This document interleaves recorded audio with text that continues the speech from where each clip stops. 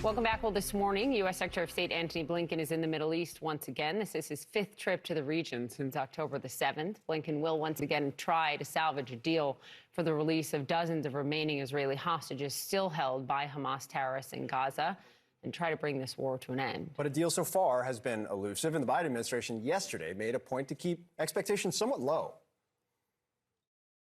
I can't say it's imminent, but ultimately, these kinds of negotiations unfold somewhat slowly until they unfold very quickly. And so it's difficult to put a precise timetable on when something might come together or, frankly, if something might come together.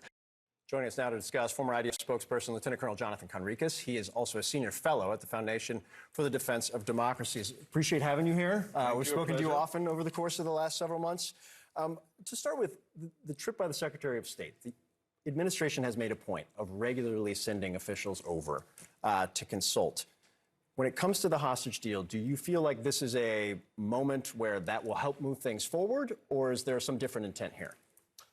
Well, I think there's the hostage situation, which is a very sore point that Israel, of course, there's a lot of international involvement here. There's the U.S. leading efforts, but then there's Egypt, there's Qatar, there's a lot of other players involved here.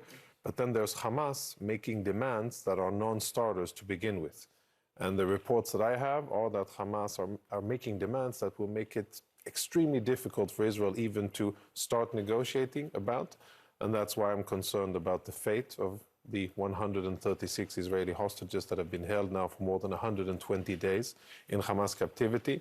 I think it's a priority for Israel to get them out, but there are certain limitations to how much Israel will be willing to give to Hamas in order to get them out. And I think that it's very important, of course, to have American involvement in it. But I think that Secretary Blinken will also be coming in order to prevent an escalation into a regional war. We have Hezbollah knocking at our doorsteps, and we have Iranian pressure from various fronts, and I think hostage deal is one part of it, but also preventing regional escalation is probably the most important Would point. you not already call this a regional conflict, given how many countries are involved, how many terror groups? Yes, definitely correct, but I think that the intensity of the conflict still, unfortunately, has a lot of lethal potential. Hezbollah and Israel, I think we're at a 10 or a 20 out of 100. They have lots more firepower, many more rockets with longer range that they can deploy and fire into Israel and threaten Israeli civilians. And of course, Israel has far more capabilities to continue to defend itself. And so far, both sides are deciding strategically not to escalate the situation. But we are nearing a situation where Israel may be forced to do more, because Israel has more than 100,000 civilians out of their homes from northern Israel. That's an unprecedented situation. I was struck when you talked about the conflict that's been ongoing inside Gaza.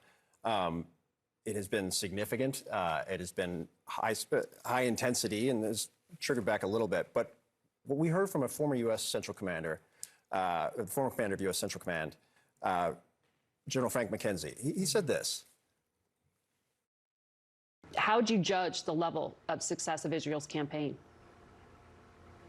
It's very limited so far. I think they set themselves a goal of removing the political echelon and the military leadership echelon of Hamas when they went in. They have not been successful to date at doing either.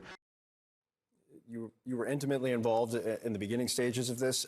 I'm interested in your view of that assessment.